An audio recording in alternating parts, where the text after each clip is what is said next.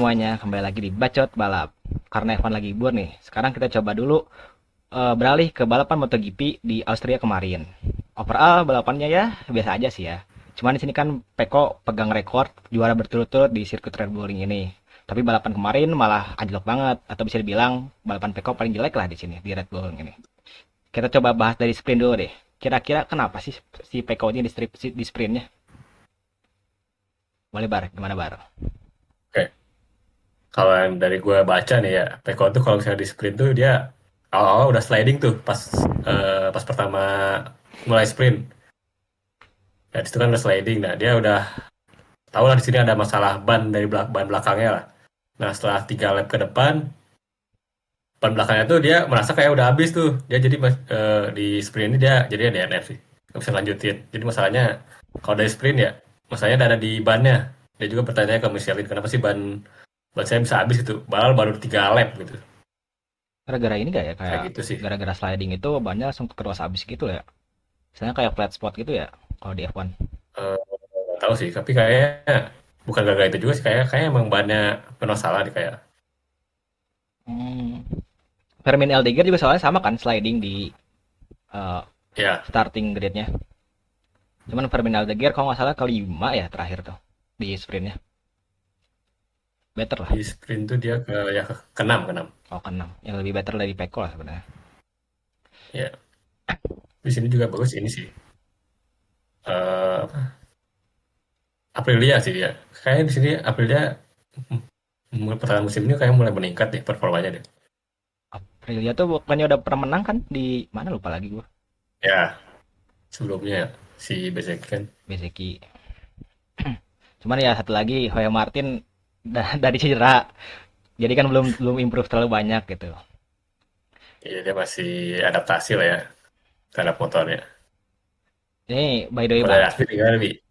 Enggak, Komentarnya Bi, ada sebelum Bi? Kasbi, sebelum Kasbi. Ini by the way banget kan kita baru mungkin Hasbi baru nonton baru mau nonton MotoGP, baru tertarik MotoGP.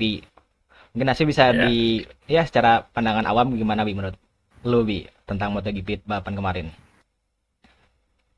Kalau gue kebetulan baru ngikutin MotoGP sekarang-sekarang. Nah, yang awal gue liat MotoGP itu kayak ini tuh balapan yang kayaknya paling banyak overtake-nya deh yang gue lihat. Terus tuh yang kedua kayak strateginya, gue rasa awal-awal kan mungkin mirip sama kayak Evan gitu ya. Tapi kok ternyata ada beberapa yang beda gitu. Kayak di sini nggak ada yang namanya sih kayak ganti ban itu kayak pit stop ganti ban nggak ada. Langsung tiap tiap race selalu ada sprint gitu-gitulah. Dan juga di sini tuh yang gue lihat kalau awal starting grid dia tuh cepat berubah posisinya tuh dari yang awalnya dari pit 1 2 3 4 5 6 tiba-tiba dalam satu lap bisa berubahnya tuh cepat. Nah, itu yang bagi gue gitu, yang orang apa baru nonton MotoGP ini. Ya kalau misalkan soal ganti ban susah ya MotoGP ganti bannya gitu secara iya, nggak akan secepat F1 gitu. Kan harus ganti rantainya yang belakang harus gimana gimana. Paling paling mungkin ganti motor gitu. Oh, ganti itu pun motor kalau ya. hujan, kalau diperbolehkan. Terus soal yang Ya itu, biasanya sok bar, lanjut bar. berapa balapan ke belakang tuh pernah tuh dia ganti ban tuh. Kayak ganti motor Ah, dari hujan dari nggak hujan ke hujan. Tapi di situ ada satu siapa Zarko, dia nggak ganti ban, akhirnya juara dia. Ya itu tahun berapa tapi itu udah lama ini. Balapan kemarin deh, dua balapan kemarin kayaknya. Oh iya, yang Iya, dulu nah itu dua bar, balapan kemarin. kalau ganti motor itu maksimal berapa kali dalam satu kali race? Bebas itu. Hah? Bebas ganti motor? ada spare-nya tuh Iya. cuma dua kalau nggak salah. Tapi maksudnya bisa motornya cuma dua, tapi bebas Iya gonta-gantiin ya. dua itu berapa kali. Saya tuh Soalnya lebih kan posisi itu juga sih. Peko kan dia udah ganti ban basah, ban kasar kan dia kan ban kering dulu. Terus hujan kan, dia ganti ban basah. Terus ganti lagi dia ke ban kering. Bisa gitu ya. Iya. Iya. Ganti ban tuh sekalian ganti motor ini lah. Soalnya nggak mungkin bi ganti ban wi. Harus dibuka Ya copot emang, rantainya Ya, dulu. paham. Tapi ya lebih banyak uang kelihatannya sampai ganti satu unit langsung ini mah. Mungkin kalau di MotoGP nggak ada budget cap ya. Di F1 dulu juga sama sebenarnya bi ada mobil pengganti tahun 2000-an, tahun Schumacher. Mm. Cuman ya nggak ada lagi sekarang aja. Nggak boleh sih. Terus apa lagi, Pak? Oh ya, kita ngelihat di sebelum lomba ada sesuatu yang menarik nih. Ntar gue tunjukin dulu. Apa? Ini ada Marc Marquez dengan idolanya yang sekarang udah nggak saling kenal. Tapi di situ katanya Mark Marquez kasih tanya, gue gak lihat Rossi, gue fokus sama urusan gue sendiri katanya. Gitu. Nggak mungkin nggak lihat Kata anjir, Marquez ya. itu depan mata banget anjing. Itu kenapa ya mereka berdua tuh belum ini ya, belum belum saling memaafkan itu. Udah ya dulunya kan mereka, si Ya, Marquez tuh gua tuh dulu pernah baca-baca soal biografi Marc Marquez kan. Dia tuh benar-benar ke MotoGP gara-gara Rossi sebenarnya. Jadi dia ngefans sama Rossi banget, cuman semenjak masuk masuk MotoGP ya kelas segala macem, mereka jadi kayak ya tidak akrab lagi, dan iya. fansnya pun sampai sekarang masih kayak gitu. Itu tuh awal mulanya karena apa? Jadi gak harmonis gini. Salah satu pemicunya. Karena kejadian ini, Bi. Kejadian pas di balapan, di race-nya pas itu kan, si Rossi sama siapa yang namanya? Lorenzo tuh lagi ngerebut apa sih?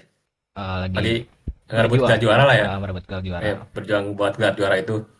Nah, Rossi itu dia pas balapan kayak sama kelas sama Marquez dia. Jadi si Rossi itu kayak nganggap itu Marquez itu kayak yang bantuin Lorenzo, kan dia sama Spanyol kan ya. Mm-mm. Nah gitu. Oh iya. Terus pernah kan si Lorenzo juga DNF gara-gara Marquez. Lah gitulah. Pokoknya clash itu. Oh, Terus akhirnya si kayak Lorenzo gitu. yang juara. Juara Makinnya MotoGP. makin betul suzonnya aja. Tapi emang banyak Iya. banyak terjadi sih sama mereka berdua tuh. Yang Lorenzo itu sebenarnya ya Marquez nggak nggak nyusul, nggak, dia punya pace-nya, cuman dia kayak mau ngalangin Rossi gitu. Dia bisa bisa Iya. bisa pertama sebenarnya, cuman kayak dia nggak dipakai pace-nya itu, malahan di ya nahan Rossi. Jadi Rossi kok yang mikir, oh ini orang katanya nahan gua. Dan banyak lagi balapan selanjutnya. Dan sekarang Beda lah. Iya. Rossi 9 juara dunia, Marquez 8, OTW 9. Masih banyak Rossi berarti aja. Hampir sama, tahun ini sama harusnya. Kalau misalkan juara Marquez. Harusnya sama sih. Emang tahun sekarang itu si Marquez pemecah klasemen. Iya, Ya, dia udah satu terus dia Bi. Dari Keren, sprint. jagoan. Oh ini. ya Tapi pas. ngaruh semenjak dia pakai Ducati atau enggak sih? Kan kemarin mas kayak ampas ya musim kemarin.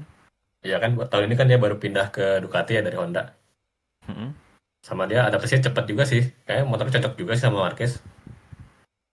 Jadi dia selalu terus. Sedangkan si Pecco ya dia kan pakai GP25 ya buat yang Ducati. Nah, motornya nggak cocok sama dia. Jadi kayak performa musim ini dia turun banget aja si Bagnaia. Oke.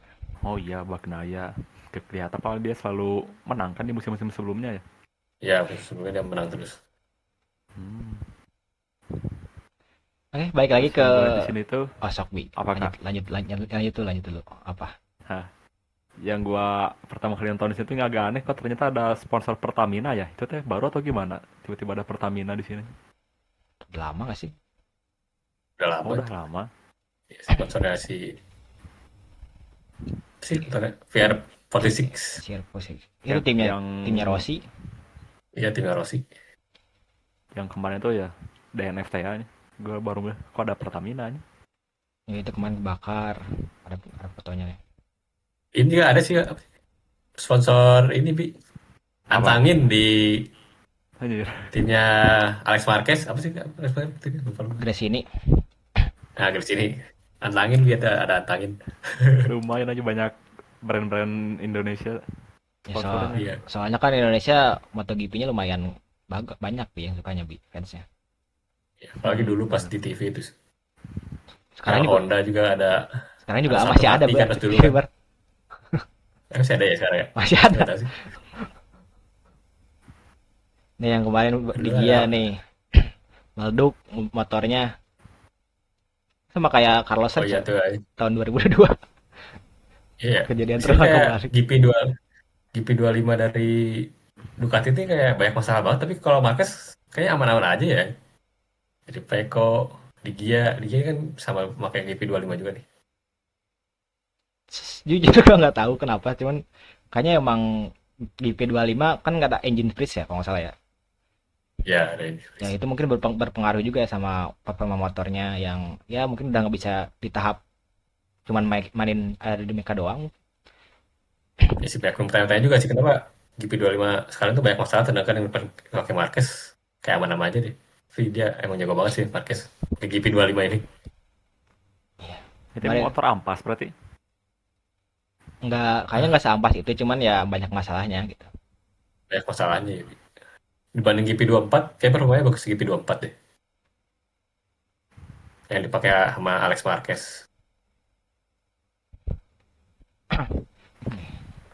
Kemarin kan si Marquez startnya dari 4 ya. Gua tuh entah kenapa kan setiap setiap nonton MotoGP tahun sekarang tuh ngerasa ini Marquez pasti menang. Cuman yang jadi pertanyaannya kapan bakalan nyusulnya. Dan ternyata kan si Marquez tuh di belakang Bezeki terus kan selama beberapa lap dia kayak ngejaga bannya gitu. Ya. Sementara Bezeki mungkin ngerasa dihunting dan pace-nya juga bagus Bezeki sebenarnya. Dia cepat di tengah pertengahan tuh.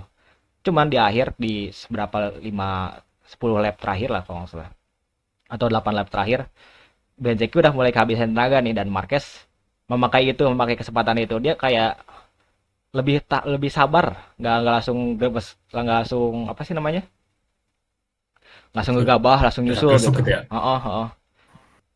Dia tahu di pertengahan Benjik lagi kenceng, ya udah dia ngejaga bannya dan pas Benjik udah mulai melambat, dia langsung langsung nge-push lagi. Dan gue ngelihat si overtake-nya juga bagus banget si Marquez tuh di ini di turn Iya, berapa iya. ya? Turn 4, turn 5 kalau nggak salah. Itu tuh. Mungkin yang di uphill itu langsung ke kanan, dia tuh ngambil dari sisi dalam, langsung nutup si Benzeki gitu aja loh, keren banget. Dia tahu dia nggak bisa apa sih nggak bisa nusuk dari dalam. Dia tahu nggak bisa nusuk dari dalam ya. Dia jadinya ke kiri dulu, ngambil exit yang baik, ngambil tikungan yang bagus, langsung susul di switchback, keren banget aja itu. Dari yang gue baca nih ya, Bezeku tuh emang awal-awal emang udah bagus tuh pace-nya tuh. Kenceng Marquez nggak bisa nyusul ya. Nah, di akhir-akhir dia tuh dia bilang dia di tikungan terlalu cepat ganti giginya. Nah, di situ dia kehilangan beberapa detik. Terus setelah beberapa detik si Marquez udah dekat nih dan dia di situ kayak geber gitu. Karena udah dikejar-kejar Marquez. Akhirnya kesusul. Kayak gitu sih dia Teringat katanya. teringat dengan Lando bar mendengar kata gemper panik Iya. dikejar-kejarannya. Tapi sisi sini juga ada Fernando Aldeguer sih. Dia dari awal ya dari pertengahan itu dia pace-nya kenceng banget anjir. Saya bisa ngejar Bezeki. Itu hampir Hampir bisa ngejar hampir Marquez ya, tuh anjing. hampir 0,5 lebih lebih 0,5 detik lebih kencang daripada Marquez sebenarnya itu di akhir-akhir tuh. Udah keren banget aja. Iya, itu. Ya, Ya, kalau misalnya ada apa lapnya lebih gitu, 5 atau 4 lap lebih, kayak bisa kesusul tuh Marquez. entah kenapa gue yakin itu Aldeguer masih punya pace yang kencang, cuman dia kayak ya udahlah main aman, udah kedua udah bagus gitu daripada nanti DNF atau clash gimana jatuh sliding. Iya sih. Gue yakin dia masih punya pace yang kencang, cuman dia simpen nggak dipakai di akhir-akhir. Oh ya, di sini ada yang menarik juga nih. Awal balapan dia tuh si Alex Marquez ya kan biasanya dia di depan ya. Kemudian dia kena long lap penalti gara-gara dia bersenggolan pas di sirkuit kemarin sama Joan Mir yang menyebabkan dia DNF dua-duanya. Terus si Alex Marquez kena long lap penalti di race ini. Tapi pace-nya nggak ada no, habis long lap penalti ke 10 terus udah nggak nyusul-nyusul lagi aja, nggak ke depan-depan lagi. Iya sih. Kayaknya dia ada nggak tahu juga ya. Dia udah gak ada semangat balapan juga. Ada males gitu. Kayak sayang banget padahal ya Tapi kan kedua kalau aja. ya, di sprint kan dia kedua. Sprint kemarin tapi dia nggak kena long lap penalti pasti sprintnya. Pas di race-nya baru. Terus itu pas di sirkuit kemarin sih emang Joan Mir kasihan banget ya itu. Kalau dia tuh ke posisi keempat gitu ya. Keempat atau kelima gitu. Itu posisi kayaknya posisi terbagus dia musim ini deh. Iya. Gara-gara Alex Marquez itu dia jadi jatuh DNF anjing kasihan banget. Minggu ini nggak ada notifikasi harian, Johan Mir nggak DNF, finish, alhamdulillah. Ya finish sih. Emang dia langganan DNF. Itu Iya. notifikasi mingguan bi anjir, tiap minggu ada aja notifikasi itu. Johan Mir crash, oh udah gitu. Dan kadang ditunggu-tunggu juga buat fans atau apa nih kira-kira nih notifikasinya datang. Ya dia tuh dia, misalnya nggak dikejar apa-apa di belakang, tahu-tahu crash aja. Crash, Crash bukan DNF kan? DNF dia sliding. Iya, Oh, tapi bukan tabrakan atau gimana karena kesalahan sendiri gitu.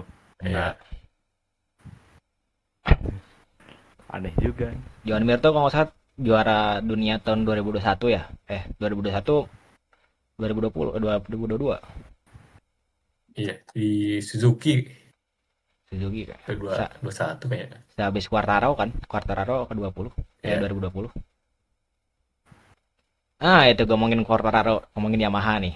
Katanya dari awal balapan Yamaha tuh nggak punya grip yang mumpuni dan pace-nya juga nggak ada. Gue kesel banget sebagai fans Quartararo, anjing emang ini sirkuit. iya Padahal sih. emang dari awal tuh Yamaha tuh punya, kalau misalkan gripnya ada di tracknya, gripnya bagus, dia bisa lumayan kompetitif.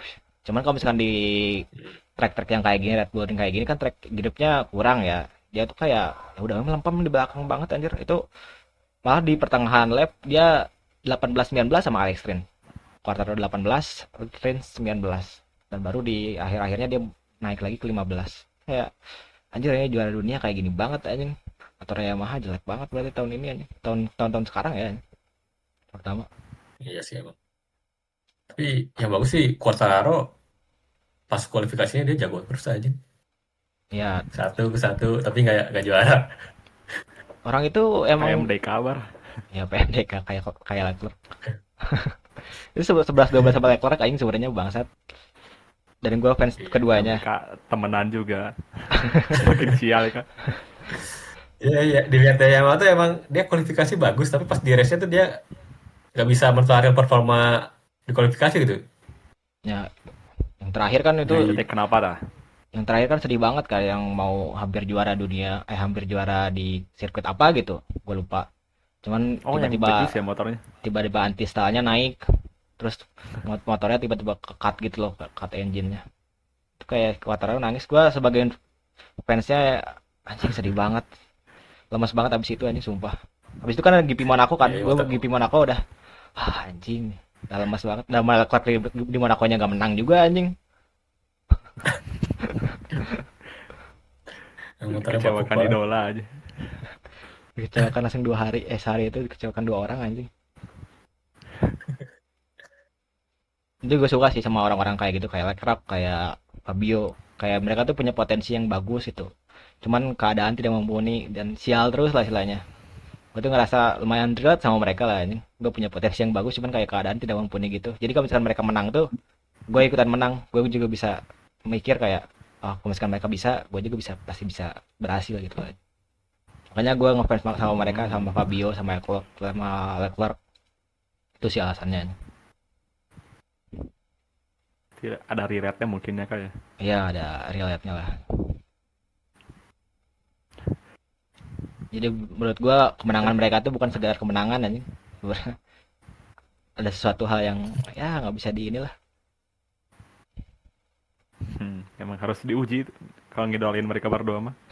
Diuji kesabaran, mental, banyak ujiannya. Tapi nanti kalau sekalinya mereka berhasil gitu ya kayaknya bakal berarti deh, bakal bermakna juga bagi fansnya nih. Misalnya Iya. Lakers sama Quartararo juara gitu nih. Juara lagi. Ya untung Quartararo udah juara tahun 2021 ya, kayak udah enough lah untuk menunjukkan kalau dia jago gitu anjir. Kalau Leclerc kan belum kan anjir. Mau kapan pertanyaannya? This time lah, this time. L this time. Ada lagi kira-kira bar yang mau dibahas bar? Oh ini kemarin salah satu warga negara kita, Vegeda Pratama, dia kedua tuh di Red Bull Rockies Cup, di Red Bull Ring. Dia sih jago juga sih. Ya, Dia sekarang poinnya juga secara poin keseluruhan dia kedua juga, terpaut berapa poin ya? 20 poin gitu, 21 poin sama yang satu. Sebenarnya dia ada sisa dua dua ini lagi sih, dua race lagi. Itu kalau dia bisa bisa juara, bisa ke satu terus kayaknya bisa juara deh. gue Makanya kita doakan sih. ya amin amin ya Allah. Gue lumayan Itu siapa ya? Vega Eda, Vega Eda ya namanya, lupa. Ya, Veda Veda Pratama. Vega Vega Eda Pratama. Pratama. Kayaknya orang Indonesia emang lebih cocok di MotoGP daripada di F1, soalnya kita lihat motor banyak banget di Indonesia, aneh aja gitu nggak ada satupun pembalap yang berhasil lolos ke MotoGP gitu. Emang belum pernah ada sekalipun yang di MotoGP orang Indonesia. Itu kayak Moto2 Moto3 ada deh. Yang tembus Kalau Itu MotoGP MotoGP belum belum ya kayaknya belum. MotoGP. nggak ada kan, belum ada kan. Iya. Nah itu. Kan agak aneh juga ya. F1 udah pernah ada di si Rio Haryanto yang bisa pay driver sih, cuma ya seenggaknya ada kebanggaannya lah. MotoGP masih belum ada, padahal Jadi semoga kita aja nih si Veda Ega bisa masuk MotoGP. Dia umurnya masih muda juga sih, 16 tahun. 16 Udah tahun, pisan tuh man. 10 tahun dari kita anjing. Semoga aja bisa masuk Moto2, Tuh. masuk Moto3, Moto2, MotoGP ya udah. Jadi ntar kita pas MotoGP kan bisa lihat ini, cara yang dukung buat Indonesia gitu. Gue yakin bisa sih, gue yakin. Harusnya bisa Asalkan ya. didukung sama pemerintahnya juga harus ngedukung anjing. Ya, Sponsor-sponsor pada masuk. Karena balapan kayak gini bukan bukan olahraga yang murah sebenarnya, nggak kayak bola. ya, Balapan ya nanti aja ya cabut dari F1 gara-gara sponsornya gak kuat. Rio Haryanto iya anjir. Udah Pertamina udah sama dia pay driver tuh dia balapan harus bayar untuk balapan gitu loh. Nah, kebayar. Tapi untuk Pedaga gue yakin bisa sih. Iya sih, gue juga yakin dia bisa sih. Jago dia. Gue ikut aja. Udah sih deh. Kalau dari komentar lu ada, Bi? Tentang MotoGP ini deh. Lu udah mulai tertarik belum? Tertarik tuh karena overtake-nya doang, tapi kayak gimana ya? Mudah overtake, ke overtake lagi jadi terlalu cepat itu saling overtake-nya tuh. Cuman ya agak sedikit deg-degan gitu kayak lihat ini tuh wheel to wheel-nya tuh kayak deket pisan dan ini kan roda dua jadi agak masih belum terbiasa gitu ngelihat mereka menyalip takut terjadi kecelakaan atau gimana jadi kayak masih meragukan safety-nya Ya, itu paling yang gitu sih. gua nggak suka dari MotoGP sebenarnya safety-nya. Kayak di balapan Qatar kemarin Joey Martin kan sempat jatuh kan.